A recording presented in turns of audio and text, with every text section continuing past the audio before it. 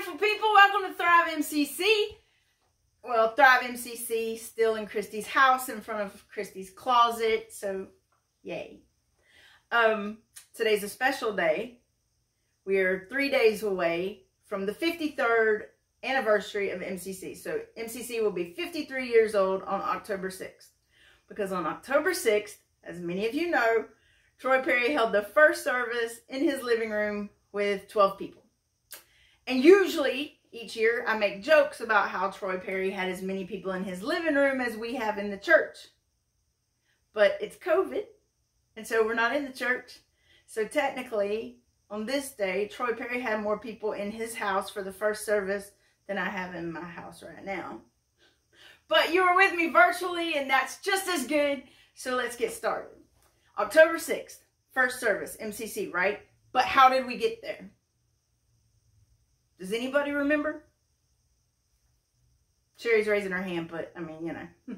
So, Troy Perry started young. At 13 years old, he started preaching. At 15 years old, he was ordained into the Baptist church. Life goes on. He gets married, children. He's in the Church of God in California. They find out he's gay. And they reject him. More things happen. He ends up in a relationship. Something goes wonky with that. That person rejects him. So he's going through some things. He's suicidal. He doesn't succeed. But it felt like all of these things were falling apart. There were all of these rejections. All of these doors closing.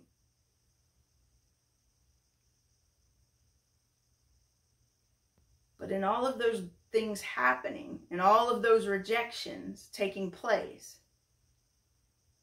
another thing happened. Troy Perry rediscovered his love of all things holy. He rediscovered that passion that he had as a 13-year-old. He rediscovered that sacred truth of a universal love, which he stood in a cornfield and preached about to the stalks of corn because he was practicing. He rediscovered the sacred truth of universal love being for everybody, even him, as a gay man. And from all of that, MCC was born. So rejection and rediscovery.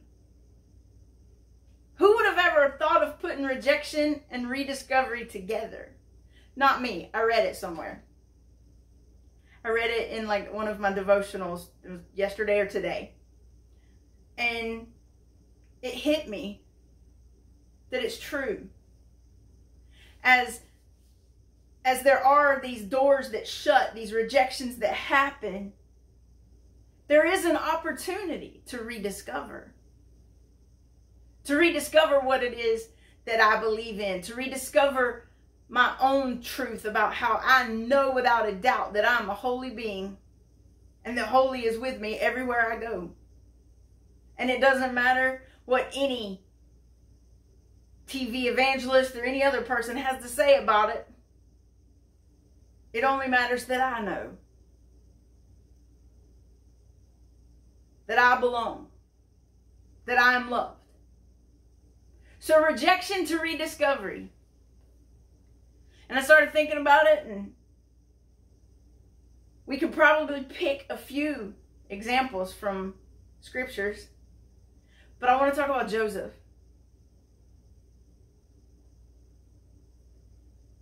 He is born into a family. There's all these brothers. He's the youngest. His father loves him.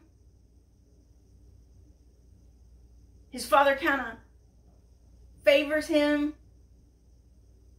And he dreams. Joseph has big dreams. And one of Joseph's problems is he doesn't know when he dreams these dreams that maybe he shouldn't talk about them. Like, if you dream that all of your brothers are going to end up bowing at your feet, maybe don't talk about that one. But he didn't know any better, and so he would tell them, I had this dream last night. All of you bowed down at my feet. So that, you know, Daddy loves Joseph more than us, and now we've got issues, and God, he just never shuts up about how he's so much better than us. And the first chance they have, they sell Joseph into slavery. That's a rejection. That's a big rejection. So, Joseph could have accepted the rejection as final defeat. It could have went badly for Joseph. But Joseph, because of the rejection and because of the way things went, Joseph rediscovered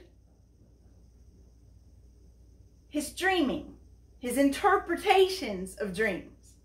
And so that enabled him to give great answers to the powers that be, and he worked his way up. So then he's basically ruling. And there's a famine. And his brothers and his father, they're in one of the hardest hit areas, and there's no food. And what happens? They come to where Joseph is.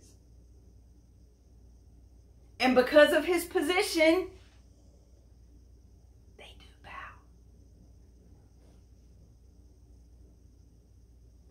But Joseph doesn't use it to be petty, ugly. He doesn't even let them know who he is at first. And Joseph could have been a total jerk and been like, we ain't got nothing for you, going home and starve. But he didn't. Because all along this journey, Joseph kept rediscovering, or discovering possibly for the first time, how much love God put inside Joseph. And Joseph extended that love to the very people who rejected him. Rejection and rediscovery. The rejections that Troy Perry experienced, the ones that I talked about in the beginning, and the rejection of the brothers, those are external. Those happened to Troy, to Joseph. But are there rejections that sometimes don't happen to us, but that we make happen? We reject. We shut the door. The answer is yeah. Sometimes we don't reject the right things.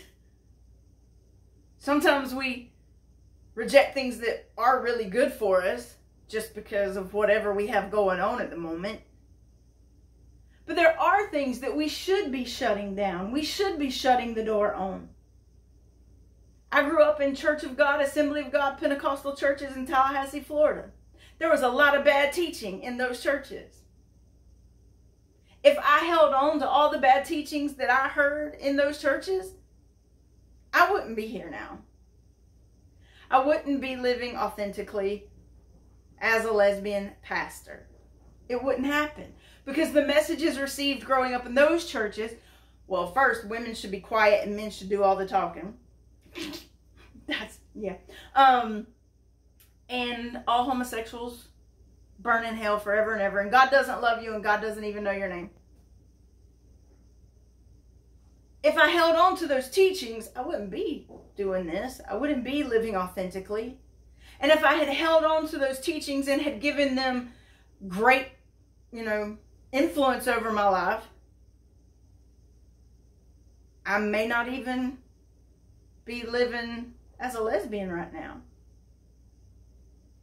But I rejected them.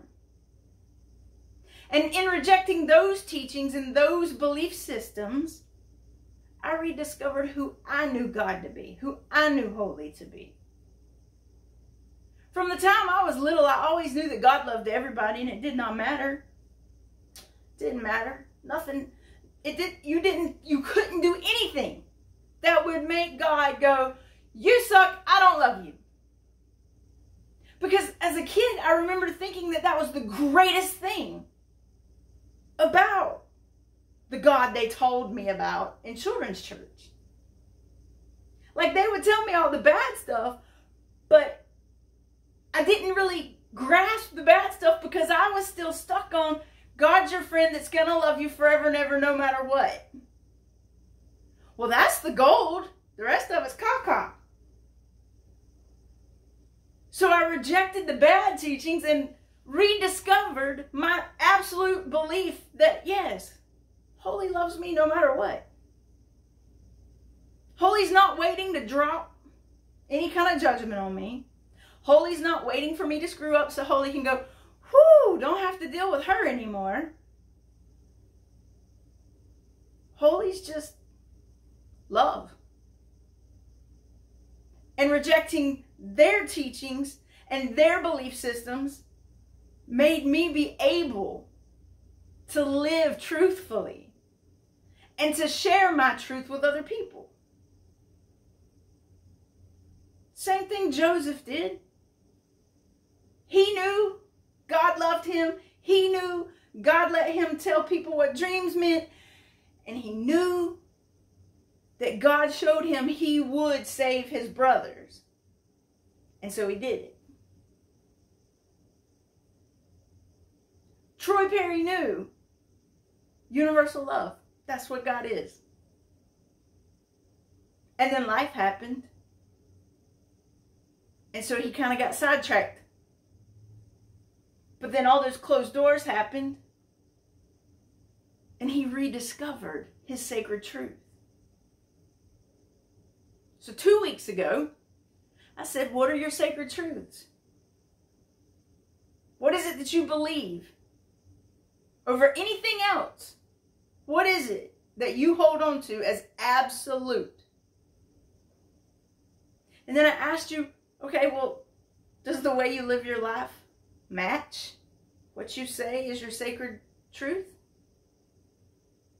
And then last week I talked about how we have to study. We have to put forth the time, the energy, and the effort to make sure that we are aligning our lives with our sacred truths. And in the two examples I've just talked about, Troy and Joseph, that happened. Yeah, they had some speed bumps along the way, but they knew the sacred truth. They rediscovered their sacred truth and they built on their sacred truth, and they made sure that the way they lived their life shared that sacred truth with everybody that they could. Rejection led to rediscovery. So those external things happen, but the internal things, I want to talk about them too. Because sometimes there are negative things, thoughts, whatever you, tapes. I used to say the tape playing in your head, but now I'm not so sure everybody gets it when I talk about tapes. So, but you have like this soundtrack. And for some people, the soundtrack is constantly saying, I suck. Nobody really likes me. I'm just a waste of space. Nobody really likes to talk to me. Nobody's really my friend. People just tolerate me. Or whatever else. I'm not lovable. I'm a slob. Look at me. I'm a joke. And that negative soundtrack is basically a roadblock.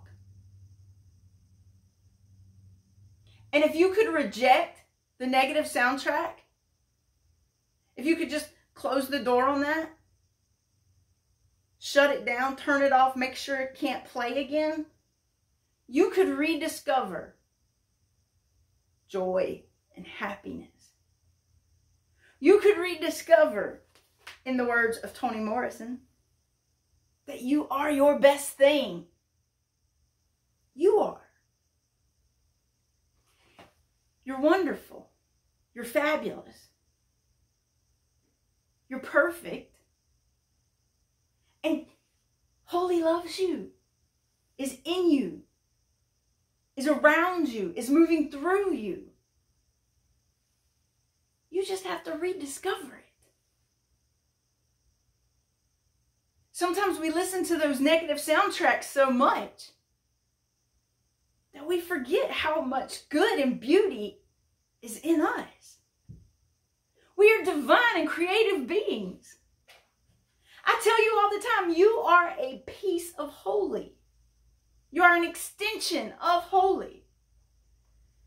And one time I was talking with somebody and I said, so basically what I'm saying is, you're a mini holy. It's like, so, like if you picture it like those nesting dolls. There's the holy, the big doll. And then there's all of us nesting. We're the mini holies. And then the person I said it to said that might kind of be sacrilegious and I shouldn't say it. That's their truth, not my truth. My truth is we are a part of holy. We are pieces of holy. We are an extension of holy. We are divine. We are fabulous. We just forget because of all of the noise, all of the bullcrap that people feed us, sometimes that we feed us. We forget that we are our best thing. Holy made us, looked at us and said, woo, you're perfect. Love you. And then we decide, well, when's Holy gonna open the earth up and swallow me up because I'm bad? When's the sky gonna fall? And Holy's going, wow, we should have done a better job when we were letting them put stuff down on tablets of stone because something has lost in translation. I'm not looking to hurt them. What is all this? If we could reject all of the negative, all of the bad, all of the things that tell us we're less than, we could rediscover who we really are. We could rediscover our sacred truths. And we could live into them. And it could be fabulous. But how do we start? Another quote. Behold the one beholding you and smiling. I read that and first thought was, okay, flowery stuff, woohoo, lovey-dovey, mushy-mushy, woo. But when you put it in a different light, which I'm known to do, it became, Holy says I'm good, and I make Holy smile. So all those talking heads and all those people can say whatever they want to say. Because I'm going to reject that. And I'm going to rediscover the one who's constantly loving me and smiling. And you can do that too. You can reject. You can close doors. And you can rediscover sacred truth that opens brand new doors. Opens possibilities. And in opening those possibilities and those doors, it gives you the courage to live. Really live. And the courage to share those sacred truths that you hold. The universal love that you believe in. With whoever you want to, whenever you want to. And it gives you the ability to look at somebody on the street who might be down and go, dude, do that. You are your best thing. You are divine. Now get up and act like it. Sometimes it's easier to say it than do it. But I believe that we can. If we reject the noise, the negatives, the bad theology, bad teaching, and embrace our sacred truths, the things we know to be true. Rediscover all of that goodness that we have within us. All things are possible.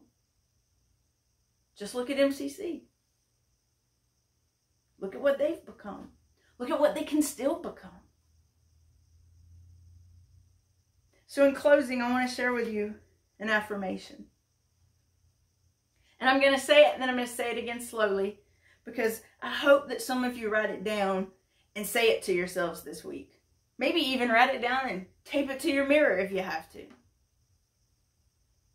But it was written by Raymond Anderson, who's the senior minister at CSL Greater Baltimore. I am my best thing. I know my spiritual magnificence. Did I say that right? Magnificence. That's a hard word to say. I am my best thing. I know my spiritual magnificence, and I live it. I am my best thing. I know my spiritual magnificence, and I live it.